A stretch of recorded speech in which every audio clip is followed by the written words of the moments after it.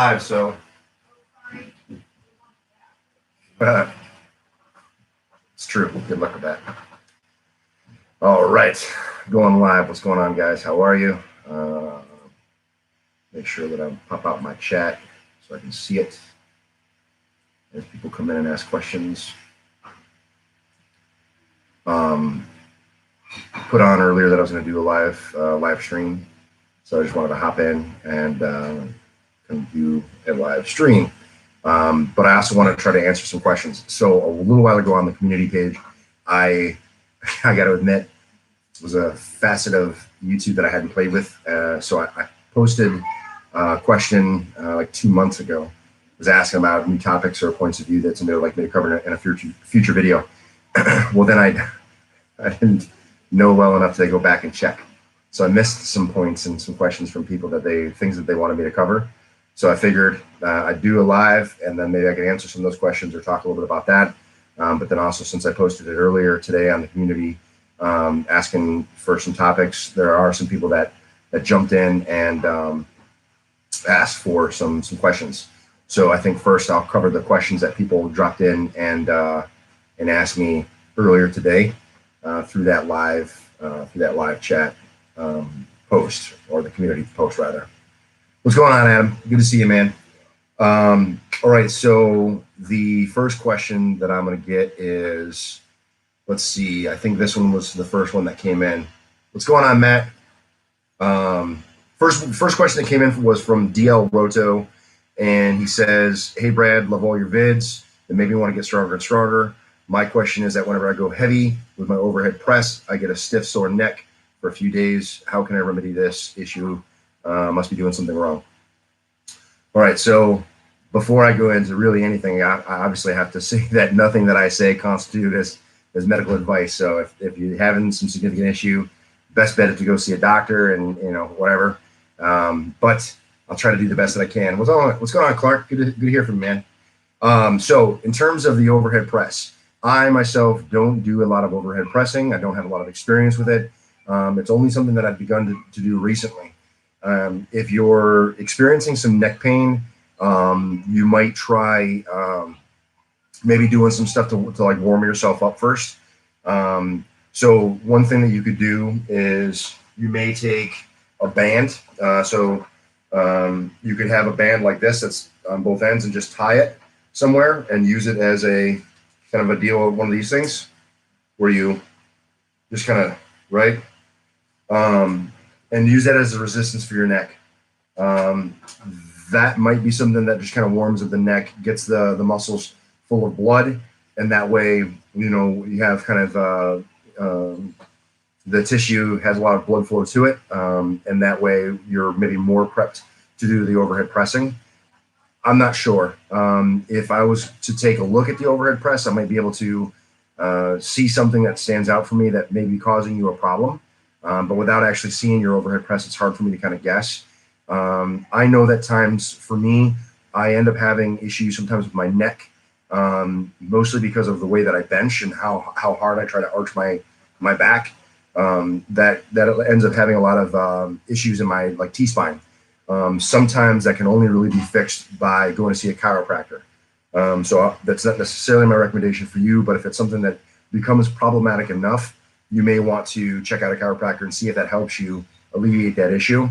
But I might, like I said, I might try some mobility stuff or some band work to kind of pump up your neck a little bit, get some blood flow in there before you go ahead and start doing the overhead press and see if that improves the situation. You could also try just doing some stretches. So, if you just kind of, gently grab and just kind of pull your head down to your chin, same to the side, and just kind of stretch out the neck. You may find that might give you some relief. I don't know for sure if that'll end up helping or not, but it's worth a try. You guys are in the chat too. If you have questions and stuff you want to pop in, I'll be looking at the chat as well for anything that comes through in there. The next question I had was from EJ Strong. EJ, you asked a question like that 2 months ago, and you're one of the dudes that I didn't answer because I didn't know how to check for the comments. So I apologize. The answers to those questions that you guys had for videos will come at some point, I promise. So EJ says, on the night shift, so I may not be able to make the live stream, but I'll watch later. What are your current strength goals, and how do you feel about powerlifting and other strength sport becoming more mainstream? So current goals for me basically is just to kind of try to be as strong as I can. The Army and powerlifting kind of have competing requirements, right? So you can see my son, he's poking in right here. But so the Army and powerlifting kind of have a conflict of interest in terms of, you know, body composition and things like that, right? So if I want to be if I want to be the best powerlifter that I can be, I have to be big and heavy, and running is not quite important and things like that. Whereas like the Army demands that I don't get too big and I'm able to run and all that. So for now, I'm trying to balance the requirements as best as I can to stay basically as big and as heavy as I can be, while also still being able to check the blocks that I need to check for the Army. So that's kind of a big thing. What's going on, Lucifer? Are you a Patriot? Like a Patriot fan, like sports? Or am I a fan of my country? But yeah, so the strength goals, stay as strong as I can. Ultimately, bucket list. I think I'd like to hit, you know, over 2,100 pound total raw. That'd be pretty cool. I don't really have the time and space to be able to get into a competition in the near future. My schedule for the next year is going to be extraordinarily hectic. So I don't think that I have really the time to be able to get myself spooled up for a meet, hit a meet, and still also do all the other things that I'm going to be required to do this upcoming year. So I don't know if I'll be hitting a meet in the future or in the very near future, but I would like to at some point. Yes. So Lucifer London's asking if I'm in the Army. Yes, I am. Let's see. Jason Johnson. Like to hear your thoughts on overhead press too. Has been stuck for a while. So in terms of getting stuck and for progression, I think that anything that you do, like if you want to get better at something, you got to do the thing. So if you want to get better at overhead press, you do overhead press or some subcomponent of the overhead press. So if you're stuck in overhead press, you could do some other movements that maybe are like the overhead press, will have good carryover, but maybe aren't necessarily exactly like the overhead press. So if you're thinking like overhead press with a bar, strict press kind of a deal, you might be able to do some dumbbell work that would help. You might be able to do some push press stuff that will, you know, help in terms of kind of like overload, because certainly you could do a little bit more with a push press than a strict press. You could add things like chains or bands to vary up the kind of the way the exercise is. So it's still essentially the same thing, but slightly different. The other thing that you can do in terms of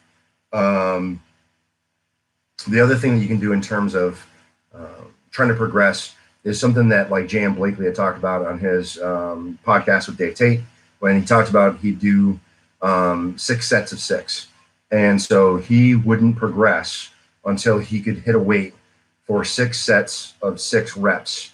And so for him, once he was able to, he was talking bench press specific, but you could do this with overhead press. He would pick a weight that he could do for 6 reps, and he would try to do it for 6 sets. And he wouldn't progress in weight until he could do the full 6 reps, 6 sets. And then once he did that, he'd bump up, 5 pounds or whatever it is. But if he fell short, if he did, for 5 sets did 6 reps, and on the 6th set only did 5 reps, then he knew, the next week that he'd have to progress and try to get that 6 by 6. So really what that does is forces that overload, forces that progression. So that might be something that you could try to put into your training. Maybe that'll help. All right, let's see here. We have Daniel Kent. He says, "Yo, big man, my 2 questions for you are, how do you increase load when lifting? Do you do what's comfortable for your body that day and from experience, or do you do it numerically to reach a desired number at the end, i.e. 15 pounds per set? So load like 225, 240, 255. In your opinion, when do you recommend someone start incorporating equipment like knee wraps, bench inserts into their training? Can the use of equipment exacerbate existing technique problems with novice lifters? Okay, so there's a few questions in there. So let's unpack it a little bit. One of the things that I have the benefit of in most of my training, is that I generally have an idea about where my 1 rep max is. So most of my work in terms of how I program myself is based off of my 1 rep max.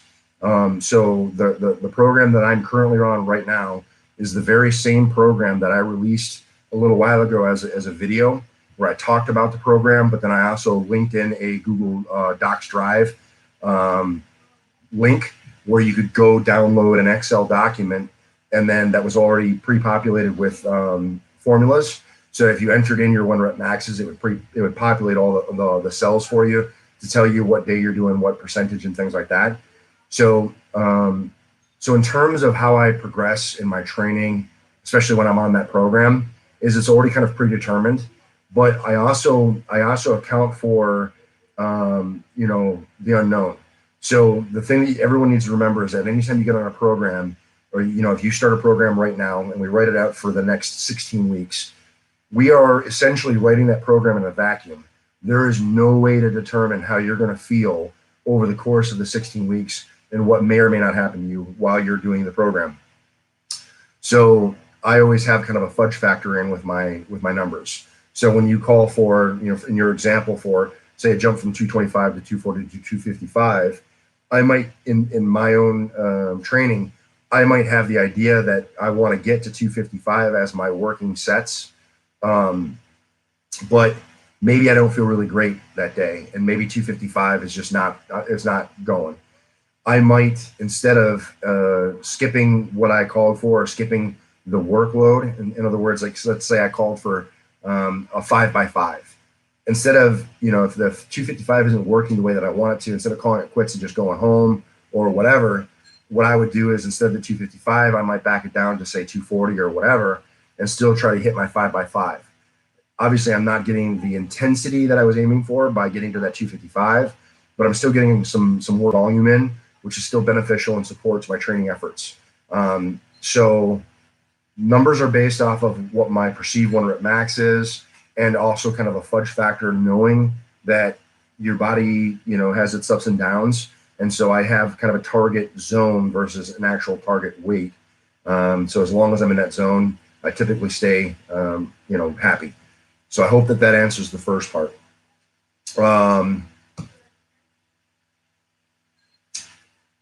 Realized I didn't answer the second part of EJ's question. So now in terms of equipment, if you want to lift equipped, that's fine, and you can certainly get into using equipment early into your career. I would recommend that you get at least a base of the movements so that you're comfortable and confident with your movement mechanics and the performance of all the lifts before you flip over into gear, because using gear, bench, shirt, squat, suit, etc., those things require a certain level of technical expertise and mastery. So if you haven't mastered the fundamentals of actually doing the lifts without the assistance of gear, it makes learning the technical aspects of using the gear even more difficult, because you don't have the foundational understanding of the movements without the gear, right?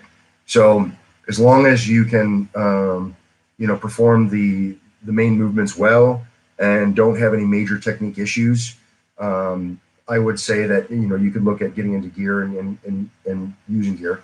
Early in my career, I lifted equipped. So I lifted in single and multiply in my teens, and then gave it up and kind of focused on raw.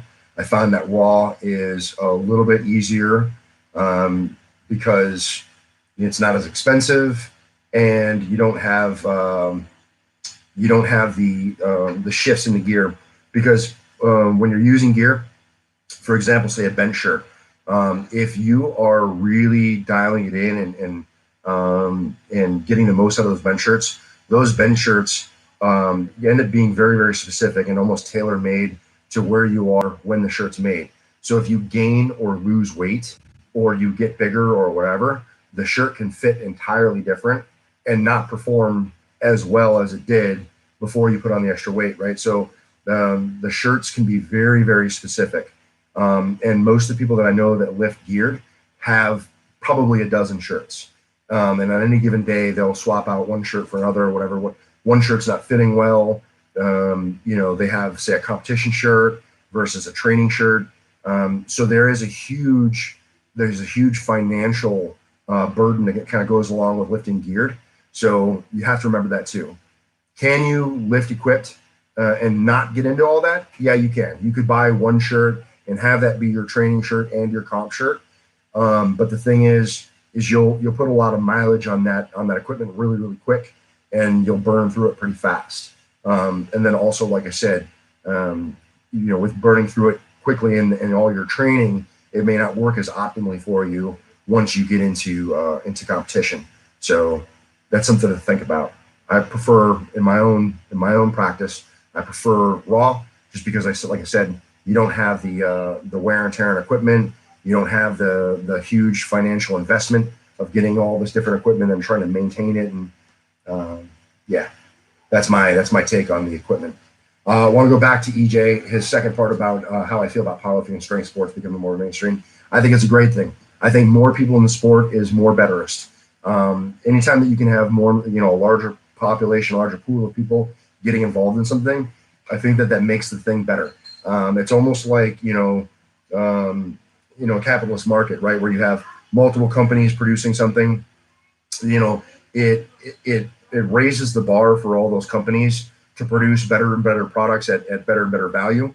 So same as when you get more and more people into competition and into the sport, it raises the level for everybody. And then you start seeing things like you've been seeing, records falling like crazy. People with just amazing strength that are able to do some amazing things that we might not have ever heard of. That dude maybe 10 years ago never heard of powerlifting and never got involved.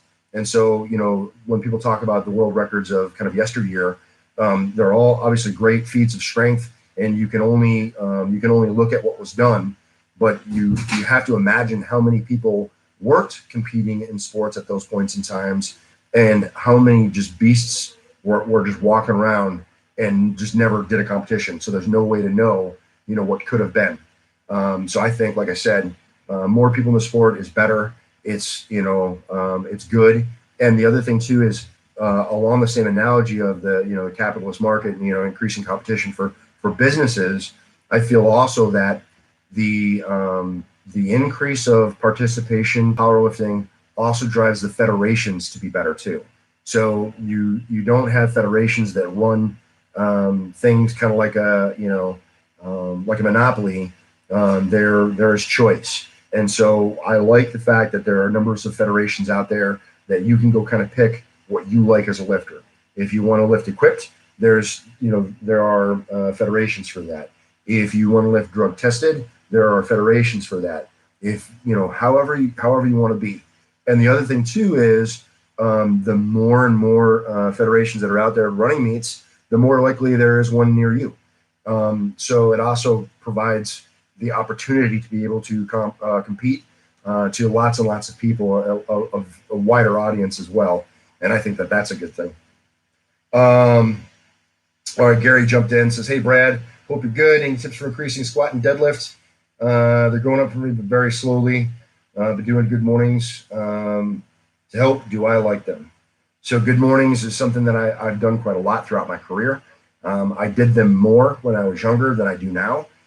There was a point in time where I would go in excess of 600 pounds for rep work on good mornings. So getting up and again doing very, very heavy good mornings was something that was very common for me when I was a lot younger. There is no real good reason why I don't do them now.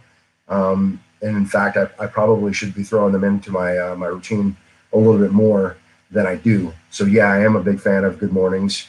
And I'm a big fan of kind of staying where you're comfortable, right? So I'm not recommending that you go as heavy as you can on good mornings. I'm recommending that just like any other exercise, you progress and just constantly begin to overload the movement to force that adaptive response so that you can get stronger. And I think that, having a very good, strong, good morning will correlate to better lifts overall. Get stronger, lift more, right? So, yes. Now, in terms of increasing squat and deadlift, um, I think I think that a lot of people overcomplicate getting strong. I think that there is a lot of information out there. There's a lot of different programs. There's a lot of people who say that you should do this or should do that or whatever. But the reality is that I think that getting strong is actually a fairly simple, fairly straightforward thing. You take the thing that you want to get stronger at, and you do that thing, and you constantly progress yourself into overload, right? And what I mean by overload is just constantly increasing the difficulty. That's all I mean. So you increase the difficulty either by increasing the intensity, i.e., proximity to your 1 rep max, or you increase your volume, right? How much of that thing that you're doing. So if for example we're talking about squat, and let's say for example, you have a 5 rep max of 315.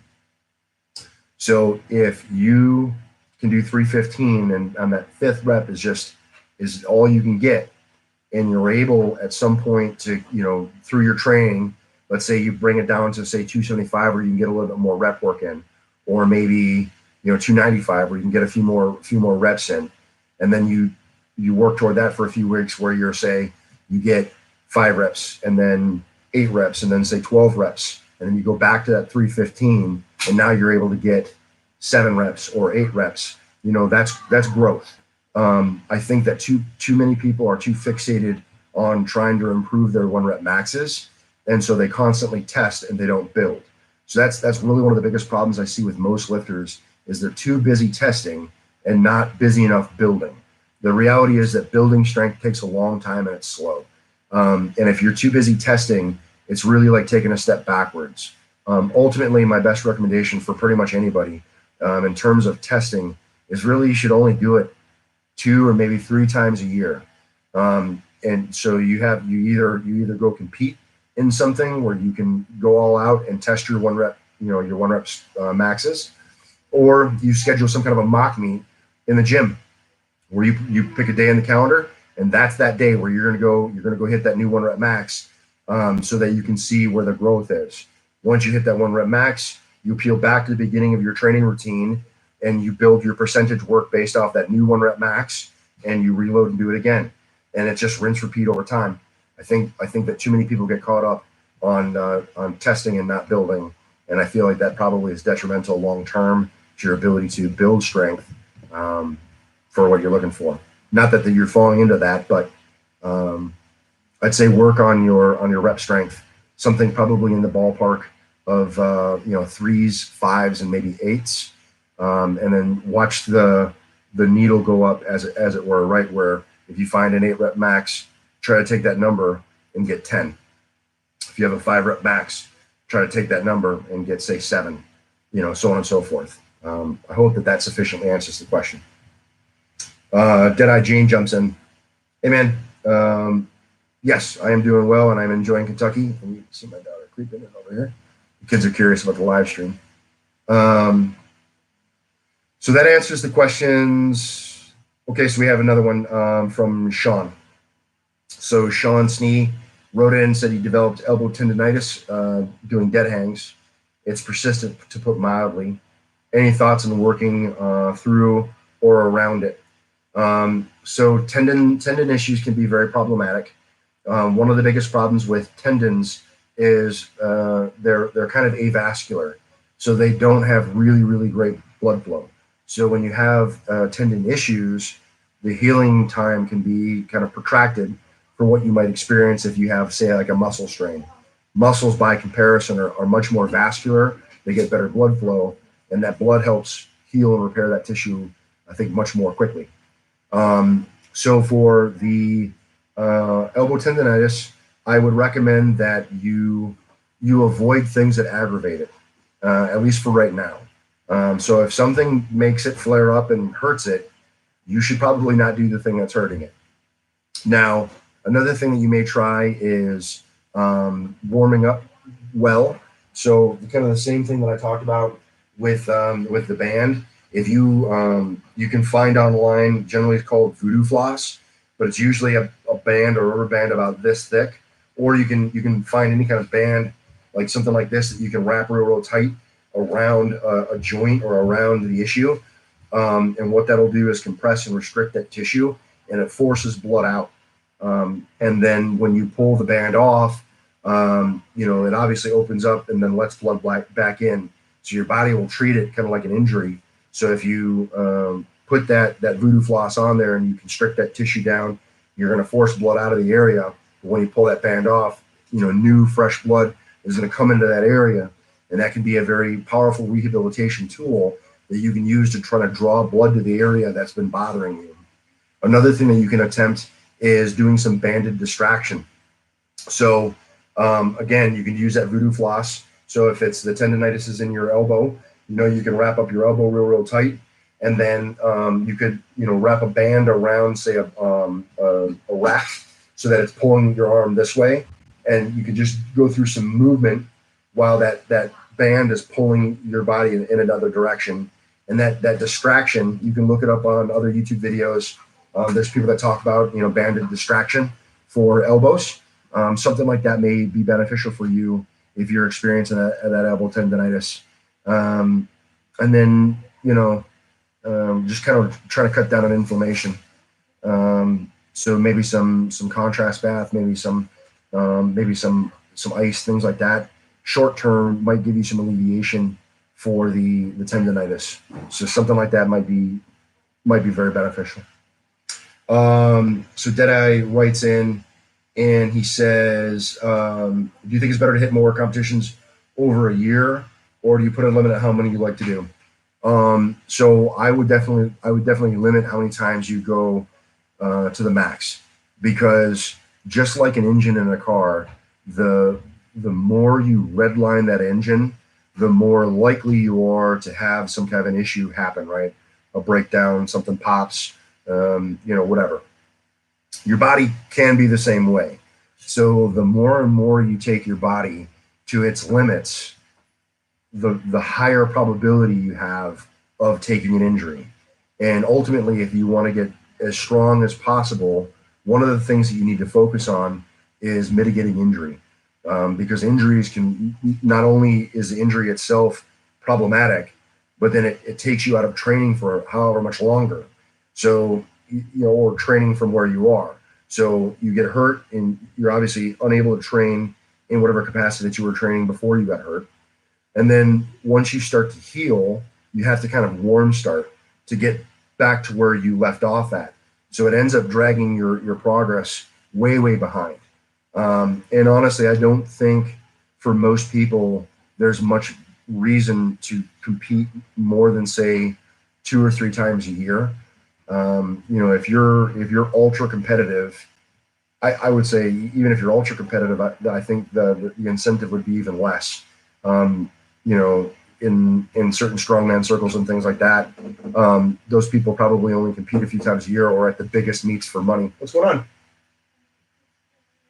Oh, the wife. You want to come say hi? Come say hi. This is the wife. This is the daughter. That's not the wife. That's the daughter. That's another daughter over here. And they're telling me that I'm going to have to wrap this down so that this one here can go to bed. You want to say hi to everybody? This is YouTube. You're not saying hi? Hi. Yes, it is live. Are you going to edit it afterwards? I can't edit it afterward. It's live. I'm like when you end it. No, this is live. It'll go the way it is. You made me okay, cool. You made me a snowflake and a heart. Thank you. Okay. All right, I'll wrap it up. All right, guys, let me finish up, please. I love you. Okay, so. Bye, YouTube. Bye, YouTube. All right, close that. Close that, please. Okay, so I think hopefully that answers the question about competition, Deadeye. There's no reason to beat your body up that much. And even if you were going for monetary incentive, the juice probably isn't worth the squeeze for most meets. And if you were hyper competitive and probably one of the best competitors on the planet, then you could probably afford to only do 1 or 2 of the bigger meets and go for a bigger prize pool. I just don't see the benefit in tapping yourself out by running 6, 7, 10 meets a year. Because like I said, then too, you're more worried about the testing and not the building. And if you want to see real progress, you got to give yourself ample time to train and build strength. So Gary, thanks, Brad. Yeah, build slowly in good mornings. It's easy one to hurt yourself if you lose your So staying focused with what you're doing, Gary, is hypercritical, especially with something like a good morning. So just keeping everything tight, not losing that focus, good abdominal brace, and then moving slowly. You don't want to have any twisting, jerking movements, while having load to the spine. That's generally a really bad thing. But yeah, just go slowly, keep track of your progress over time, and focus on that rep work. Probably, like I said, something in like maybe the 6 to say 10 range. Keep track of yourself and see how you progress over time.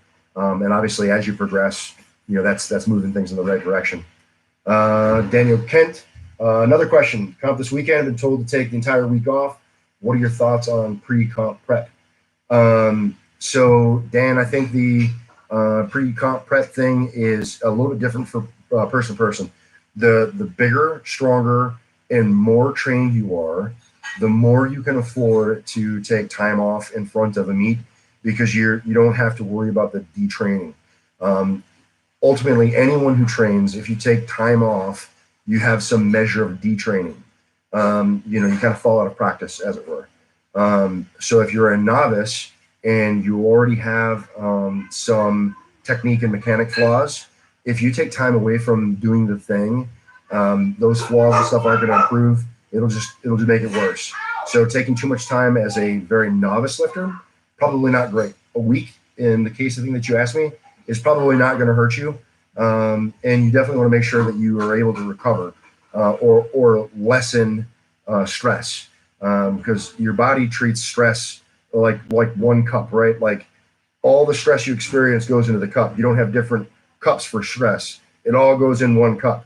So work, family, training, that's all stress goes into one cup. And if you're training really, really hard, you can fill up your cup pretty fast. So if you take time away from training, it allows your body to recover and abate some of that stress, and then you can go into the meet very, very fresh. I probably would have recommended you go into the gym and do some very light movements throughout the week, just to stay mechanically in tune with what you're doing. So like less than 50% of your numbers, and just doing some light work just to keep yourself in touch and neurally primed. Is something that I always did when I was competing. I'm going to answer a couple more here, and then I'm gonna call it a day. I want to circle back around to my people that posted on my comment of 2 months ago, and I failed to get to you because I didn't know how this worked. I apologize. Clark, I did answer the question in that link that I sent you. Hopefully that answers that one. I'm going to say Ehrlich. Asked me about plateaus. I'll do a video on that. JB talked about squat techniques for taller people. So I'll answer your question, JB. Scarecrow wanted to know a little bit more about programming. So in future videos here, I'll throw all these in. I'll talk about programming coming up. EJ asked some questions about squat technique and programming, so that'll probably roll into my other videos. And then DL Roto talked about shoulder pain. DL, I do have a video that I did in the past about squatting and shoulder pain. That one may help you. Or write me again and be a little bit more specific about what it is that you're experiencing, so I know how best to advise you to try to mitigate that issue. But I can for sure talk about shoulder pain and squatting. Going back to the live chat real fast. Gary says, you get so many people who say, only do good morning for reps, but I tend to load it up quite close to my squat because my squat is pretty low just now. So I mean, I'm telling you, Gary, when I was doing good mornings regularly, my good morning was, I think, as heavy as my squat. I got very proficient at good mornings and would do them very, very heavily. So I think that saying that you should only do good mornings for lots of reps is probably not something that I would agree with. because I don't tend to make these superlative comments that only right you should only do this or should never do this. I think that the human dynamic is way too broad to try to make things black and white, always or never or whatever. I think that it really depends person by person, but I think most specifically, it depends on your goals. So your goals would be different than my goals. So therefore, that completely dictates that your training is going to be different than my training, because training should be goal oriented. We shouldn't be going to the gym just to be good at going to the gym. We should have goals in mind, something that we're looking to achieve, and thereby able to measure the progress for what we're doing. So those are my comments on that, Gary. I hope that helps.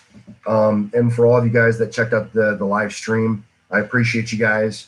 If you drop me a question on my community thing, I appreciate you giving me the opportunity to kind of weigh in and give some thoughts.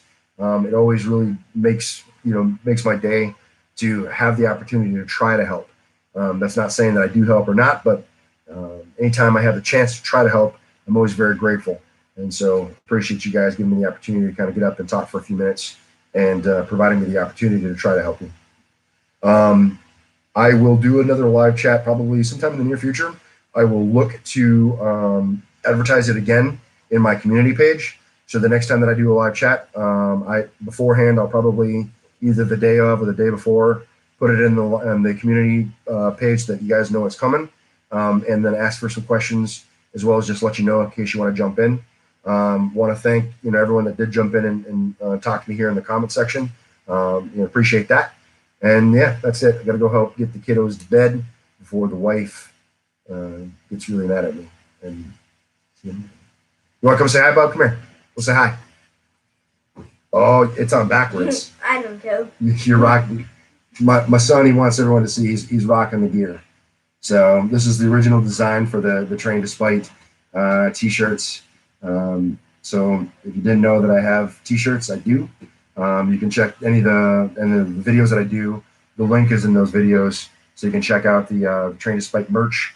I actually have a design idea that I'm working on. It's going to be coming probably in the near future, and so keep a lookout for that. Which one? I think I'm going to do that one. That one or the one I'm drawing? Maybe the one that you're drawing. So daughter's working on one too. We'll have to see how far she gets. But yeah, gonna work on some new designs and have some gear for you guys. So if you're looking for a shirt to lift in, certainly appreciate it if you consider mine. All right, we gotta get you guys to bed, right? Mm-hmm. Yes. Okay. Anything you want to say? Being shy, huh? Okay, we'll just say good night then, right? Yeah. Okay, we'll just say good night. I appreciate you guys checking out the live stream. Thanks for kind of checking in with me and giving me your time and attention. As always, if you guys ever have any questions, comments, or concerns, hit me up. I'll be glad to write back or do a video or do a live stream to answer your questions.